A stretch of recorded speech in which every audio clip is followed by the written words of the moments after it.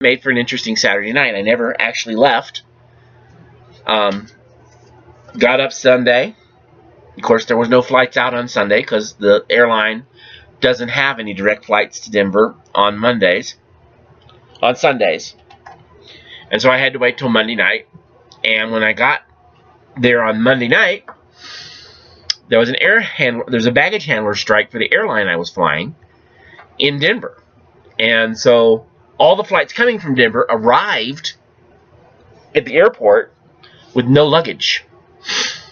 And then I got on the plane and I got there. And when I finally got to Denver, my luggage, well, let's put it this way. The plane landed at Denver at 8 p.m. I finally got my luggage a little after 10 o'clock. So it's been a crazy week. It's been an insane week. But that really goes along with what our world is like at Christmas. You know, I'm probably following Christmas once things settle down and actually calm down. They actually have a call. They call it the post-holiday season crash, because we go through all this insanity, and it starts. At least it started for me. Some of this started back in October and September, where people were planning for Christmas, and I would get, being a pastor, even a pastor in Second Life, I'm on all these mailing lists, and I get all these weird envelopes and letters, advertising, they start to planning for your Christmas service. And of course, they don't understand a cyber church is different than a real brick and mortar church.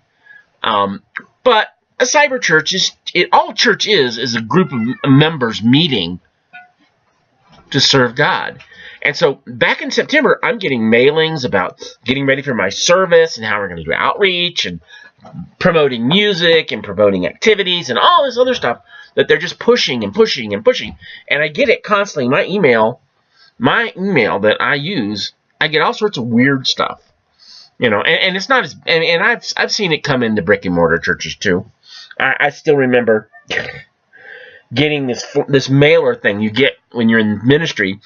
And in the envelope, there were all these things that you could mail out. And I was brand new in ministry, and we were being annoying.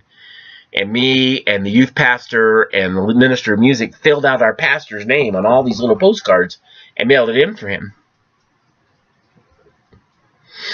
And so he got all these weird promotional things in the mail. And that was back before email. And you can imagine what email's like.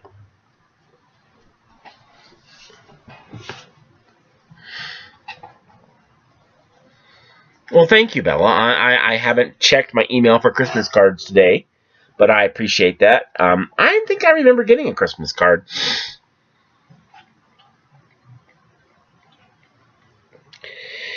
But it happens every year, and we go through that insanity. And there's so many different things vying for your attention. You get Christmas shopping and holiday cards and family to contact and trips to plan. And if you're in ministry, you get special church services, and there's a cacophony of noise at Christmas that can be absolutely deafening. And it's not just noisy for those who are busy this season. There are those who hear the noise of grief, while others are singing carols. There are those whose attention is riveted on the struggles and the hurts and the loneliness. So today, as we continue our series of Christmas messages, I want to explore the question, what do we do with the noise of Christmas as we explore the sounds of Christmas? One of my favorite songs is Silent Night. And take my word for it, we're not singing it. And it's a lovely song. Beautiful message. Silent night, holy night, round yon virgin child. It's a beautiful, loving song. But as much as I would love to say, the chances are that the events of Christmas Eve, the events around Jesus' birth, were far from quiet and far from silent. In Luke 2, verses 1 through 5, it says, "In those days, Caesar Augustus issued a decree that a census should be taken of the entire Roman world." And this was the first census that took place while Quiros was governor of Syria. And everyone went to their own town to register. So Joseph also went up from the town to Nazareth in Galilee to Judea to Bethlehem, which is the town of David, because he belonged to the house and the line of David. And he went there to register with Mary, who was pledged to be married to him and was expecting a child. So Luke starts off by telling us all about the Roman census, and it seems rather blunt and rather domain, and you're thinking, well, why do we need to know that there's a census? But I think we'll discover as we read a little further that the census is a very special event. So here we got Mary and Joseph. They're betrothed. He's decided to take her as his wife, but he's not known her yet because she's pregnant as a virgin. And so they've got a 70-mile road trip to make. Now, we're not just talking about a visit. They didn't hop in the family car, jump on the family donkey, or the family camel, and drive to Judea. Okay? We're talking about a 70-mile trip. Now, unlike our time and our frame, the census was going to last a while. After all, you're not just counting and somebody running through your neighborhood with an iPad or a tablet counting. No, you've got to get everybody in place first, which is going to take some time. Their road trip alone is going to take 2 weeks. Second part of that is, remember, he's a poor man. He's a carpenter. He's fairly young. He just betrothed, which means at most Joseph is in his 20s, in his early 20s, probably 20 or 21. Mary is 16 or maybe 17. And they've got to walk to Jerusalem. Now, because of his age and because of his youth and because he's just starting out, he doesn't have a lot of wealth. And not only are they going to have to take everything with them they can carry, because they won't be back for 4 or 5 years.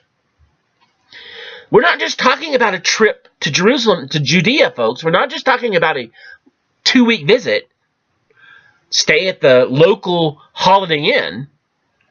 They've got to move to the city of Bethlehem and stay there until the census is done, which means he's going to have to go there to work. So they get to walk the whole way to Bethlehem. Yeah, I know, in the movies, in the plays, on the Christmas cards, it always shows the two of them, and he's leading a donkey and she's on one. But donkeys were for rich families, folks. And he was not a rich man. Somebody else's microphone is on. Hang on a second. And I'll tell you who it is.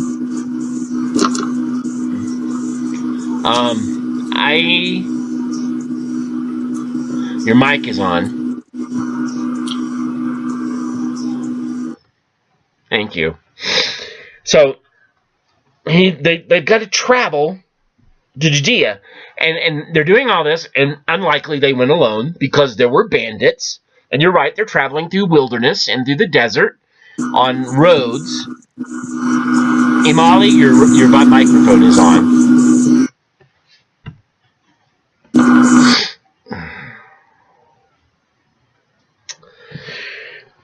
And so, the Bible doesn't really say, but no matter how you cut it, the journey would have taken at least a week.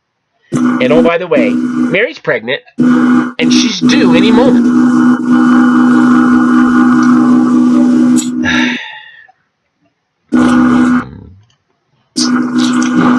All right.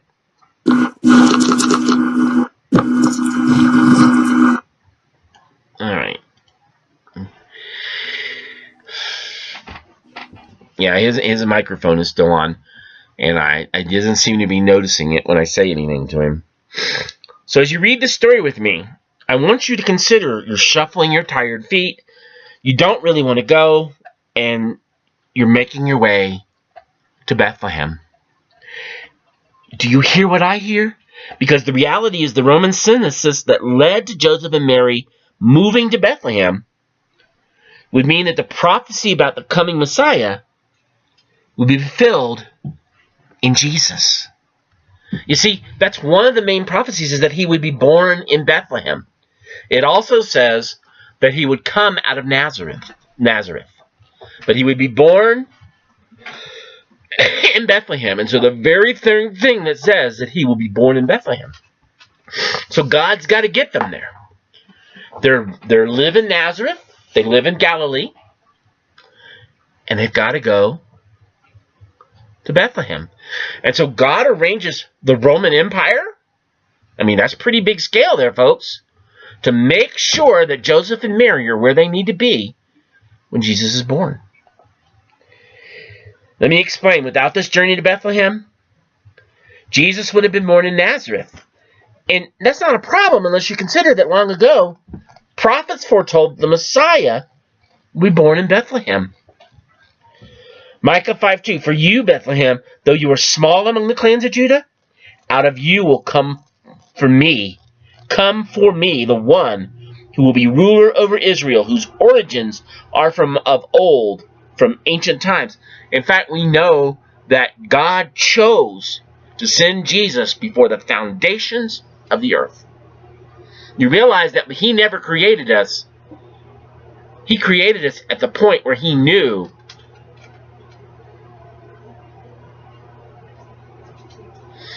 that he would have to send Jesus, and he knew that before he created us.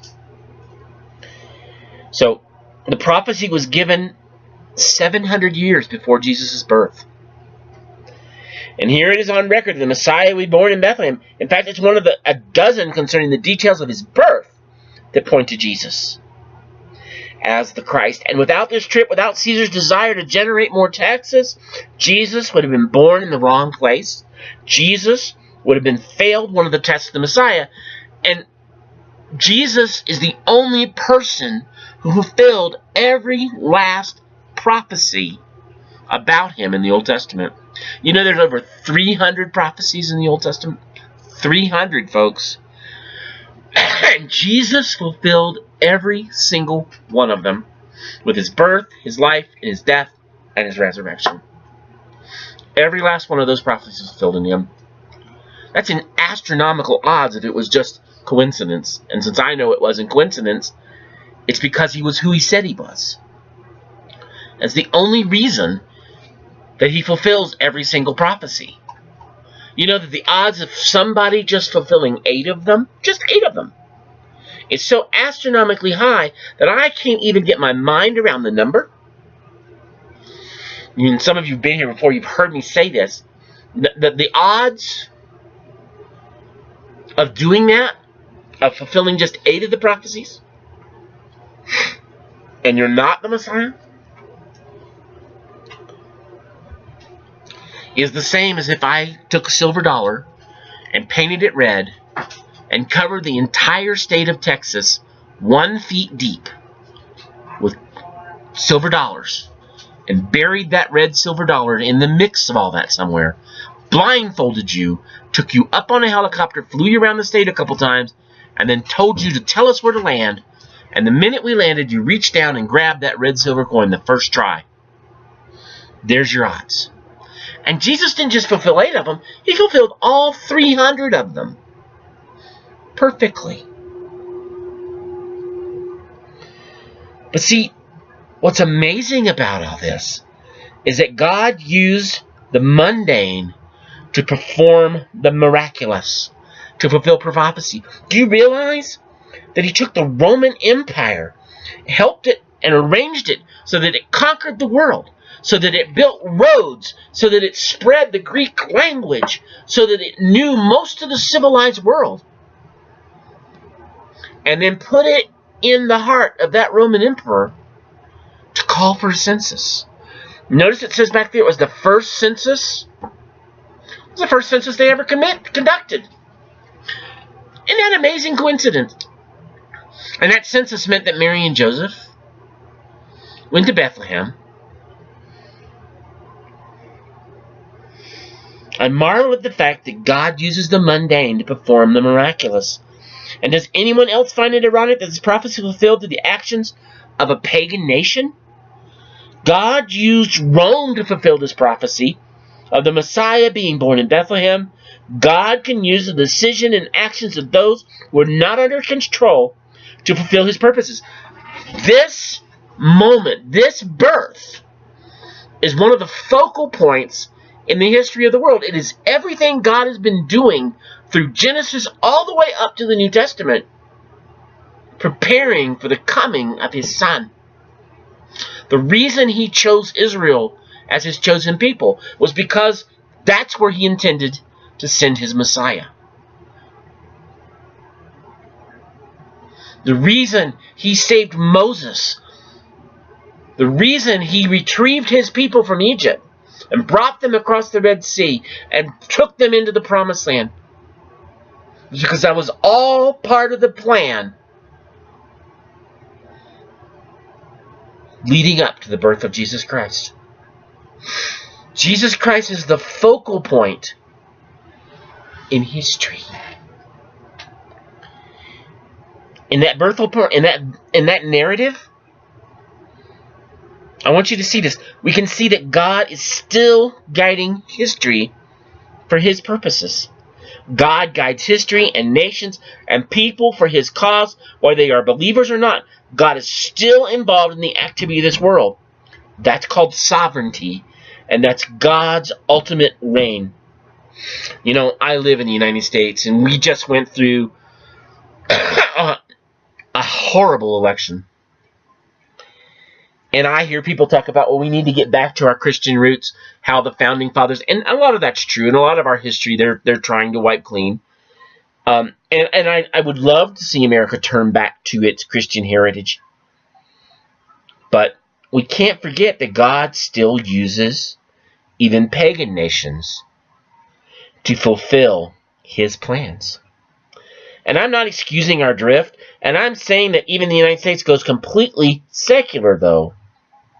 God is still on the throne. We can never forget that. We can never forget that God is still on the throne.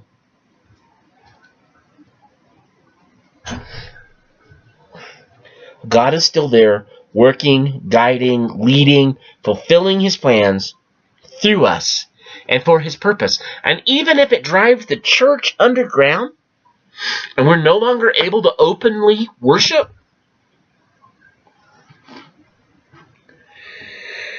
God is still in control. There used to be a nation called the United Soviet Socialist Republic. It collapsed in the 90s. In the early 90s. In the USSR, Christianity was illegal.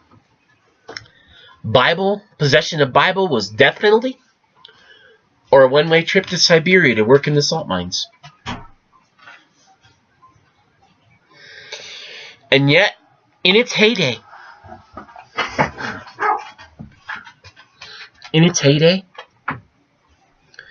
the church in the Soviet Union was stronger than the church in America. Because their faith wasn't a game. It was life and death. And there are other nations. Nations now where Christianity is exploding. You're right. It is. And it happens to house the strongest Christian church in the world. Exists in places where the persecution is the highest.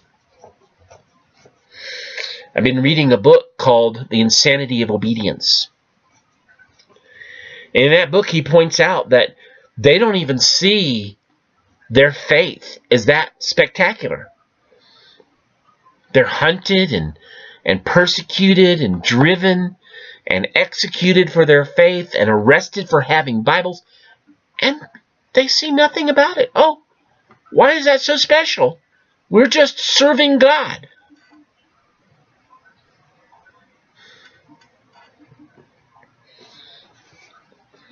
To be so used to seeing God work, even in the midst of utter chaos,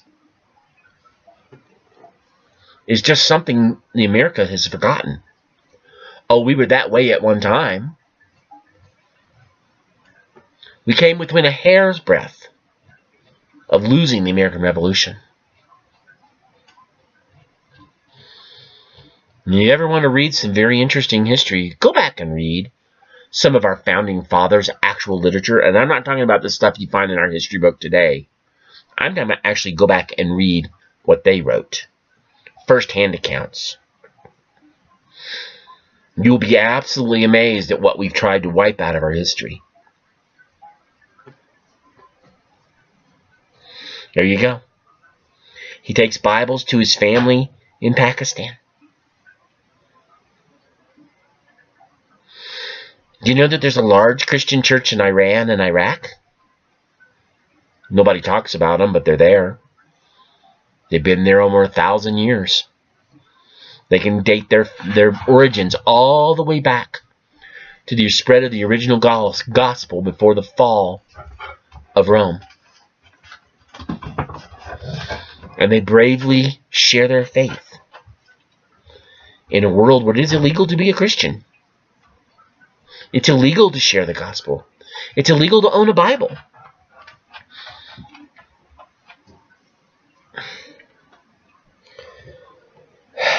But God is still in control.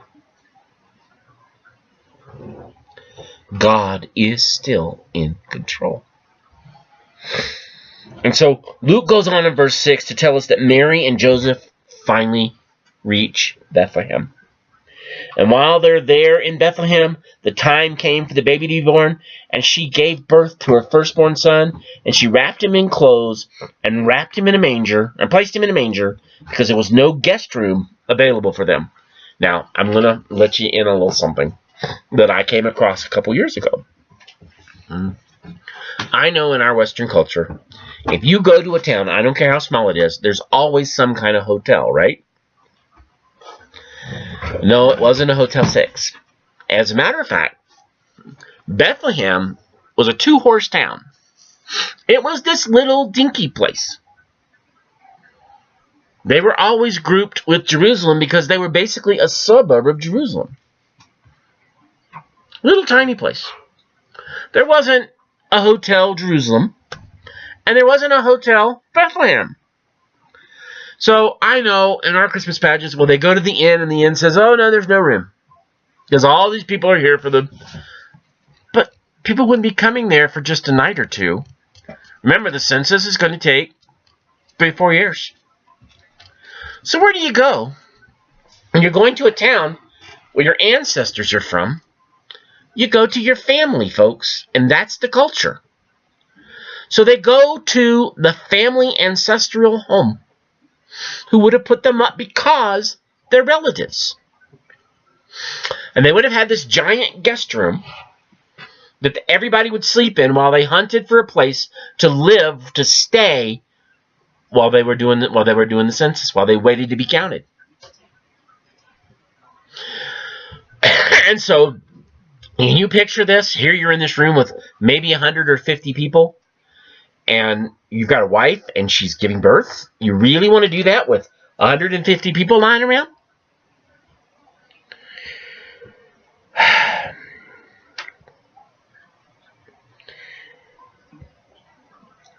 And so the reality is that the houses had a courtyard.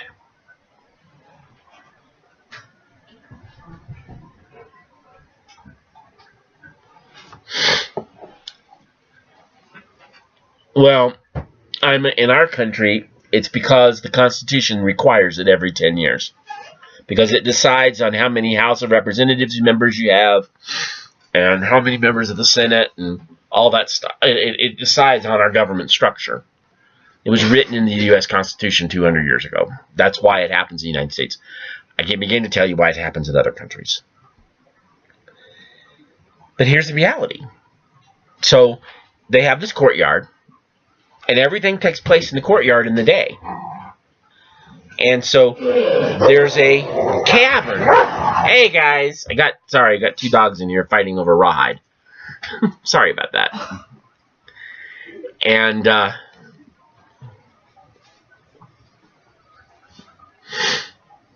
well, they've been fighting over it all day. It's just, you know, the one's older than the other, and the younger one keeps stealing it. And so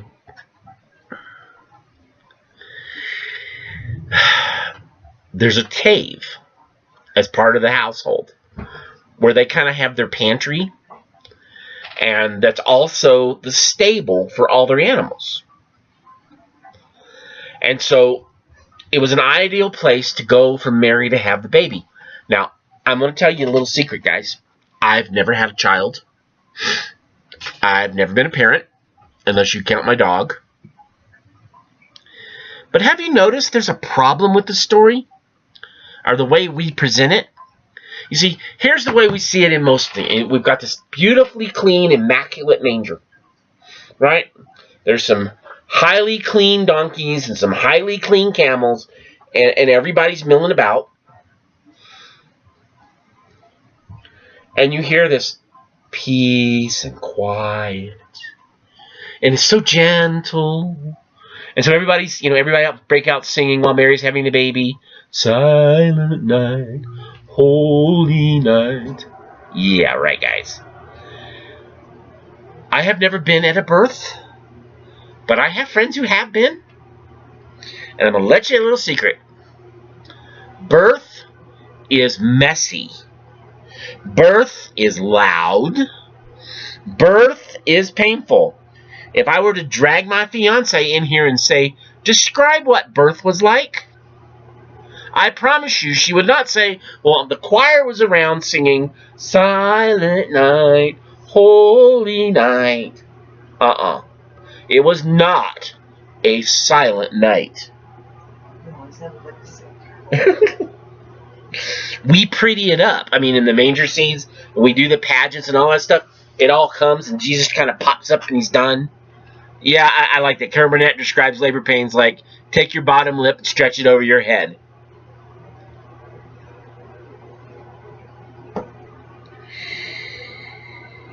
And not only that, but we're not talking about happening in a hospital where you got doctors and nurses and all the sanitary stuff. Okay? You got donkeys and camels and all these animals standing around, mooing and braying, and I'm pretty sure the animals didn't, hey, let's let them have birth in peace here. I'm sure the chicken didn't walk up and say, okay, nobody. And then you got the smells. We see the stable, and somehow we completely miss that there's a mother giving birth. I promise you, it was loud, it was noisy, and it was messy.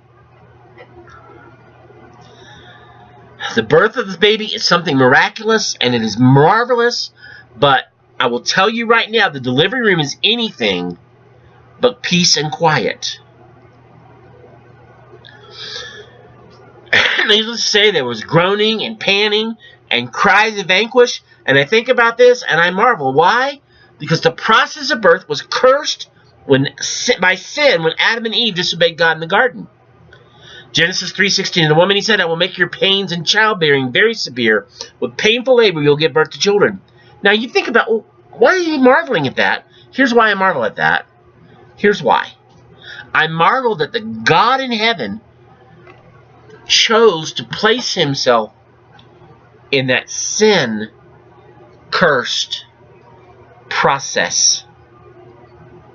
Think about that. Jesus could have chose to come as an adult. He could have taken on human form and just appeared.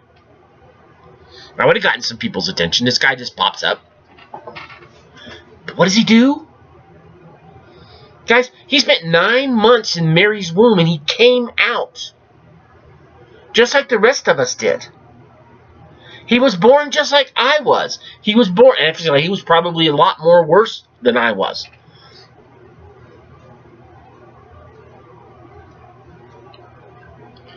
I don't know. I don't remember being born. But God himself chose to put himself through a sin-cursed process. Jesus came as a baby. He was born like any other human baby. He had flesh. Jesus, the Son of God, the God of heaven, was born in blood, sweat, and tears. When God put on flesh, he endured the curse of sin from the very beginning. He didn't see any part of the experience as unnecessary, including birth. That shocks me, because if you're like me, you don't remember your birth. I don't know anybody I've ever talked to. Yet our Lord chose to go through it anyway. And I want to ask, do you hear what I hear? It wasn't a silent night. It was a night of our God identifying with us, folks. The human condition he met with intimacy. God desires closeness, a deep familiarity, and a connection with us. It was reestablishing the relationship that he created for us at the beginning that we chose to reject. And if that's true, then God can identify with the suffering that the world goes through because of the curse that afflicts us all. He knows the weakness of our flesh. He knows our weariness. He knows hunger. He knows thirst. He knows joy. He knows sadness. He knows temptation. Christ experienced all of those things. And to experience these things, we know that God understands these things. He went through them and is intimately aware of them. Intimacy can only happen when there is shared experience. Have you ever had anybody try to empathize with you that really never went through what it went through? Ever? I have a buddy of mine, and he has 4 kids now. But he related to this to me when he had his first child. He said he was in the delivery room, and he's trying to encourage his wife, who's going through the birth of their first child. And so he's going, honey, keep breathing. Keep going, dear. I know how you feel. And he said, every woman in the birth room stopped. And I know some of you ladies who've gone through this, you're probably cringing right now, because you know that my friend did not have any clue about what his wife was going through. And I'm not going to repeat his wife's words, at least what he told me, but she told him that he could have the shared experience in several very descriptive ways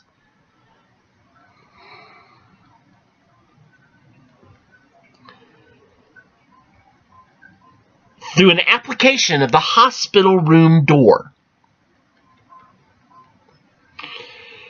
But if he's going to really understand, well, she told him what he could do with the door, I think is the basic premise.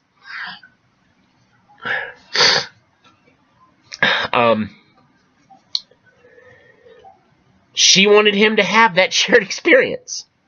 And one can't really have intimacy without a shared experience. In the birth process, Jesus endured every aspect of the human condition. In the noise that surrounded Christmas, we should remind ourselves that Jesus shares our experience. Christmas reminds us that God is intimately aware of the human condition. And the account written in Luke, the scene then shifts.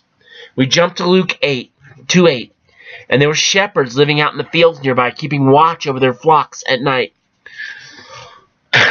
Now, one of the things we need to keep in mind is that Bethlehem is very close to Jerusalem, and that shepherds that close to town wouldn't have been your normal shepherds. They were in all likelihood employed by the Jewish temple, and these were sacrificial lambs. So God arranges this flock of sacrificial lambs to be nearby. And the shepherds, the angel appears, and so we read this. And an angel of the Lord appeared to them, and the glory of the Lord shone about them, and they were terrified. But the angel said to them, "Do not be afraid. I bring you good news that will cause great joy to all people." You know, one of the things that always amazes me, when I see on television and stuff, and they talk about angels, and they always portray them as these nice, flowery-looking beings that are all white, and they've got these beautiful wings and these silver halos, and they're playing harps. Why is it, if they look like that, why is it the first words out of their mouth anytime they encounter a human is, "Do not be afraid"? Guys, I somehow suspect, based on the description that I read in the Old Testament of what angels look like, what few descriptions we get, that they were warriors, and they were probably terrifying. But, aside from that, so today in the town of David, a Savior has been born to you. He is the Messiah, the chosen one, the King, the Lord. And this will be a sign to you. You will find a baby wrapped in cloths and lying in a manger. And suddenly a great company of heavenly hosts appeared with the angel, praising God and saying, "Glory to God in the highest heaven, and on earth peace to those on whom his favor rests." And when the angels had left them and gone into heaven, the shepherds said to one another, "Let's go to Bethlehem and see this thing that has happened, which the Lord has told us about." And so they hurried off and found Mary and Joseph and the baby who was lying in the manger. Now, I want you to notice a little part about this story that we tend to jump over. Who was in this field with the shepherds, other than the angels? Nobody. So I want you to picture Mary and Joseph. They're in the stable. They've just given birth to their first son. She already knows that he is going to be named Jesus, because that's what the angel told him to name him, and that he's come to save his people from his sin, which is what Yeshua or Joshua means. And these shepherds show up. We don't know how many there were. It doesn't say. Could have been 20 of them. It could have been 100 of them. We don't know. But these shepherds show up. And they fall down and start worshiping her child. She wasn't out in the field. She didn't hear the announcement. She doesn't have any clue as to what's going on. In fact, the Bible says that Mary pondered in her heart. And she saved all this stuff up and thought about it. Other translations actually use the word meditated. She was considering, she was going over this in her mind and asking herself over and over again, what does this mean? And she had to drop the weight to get to the bottom of it. She was plumbing the depths of God's story in which she was an intricate part. In the midst of all this, she's considering, God, what does all this mean? What are you doing here? In the midst of the Christmas chaos, what was Mary doing? She was pondering with a silence of a pondering heart. So let me ask you a question as we get ready to close tonight.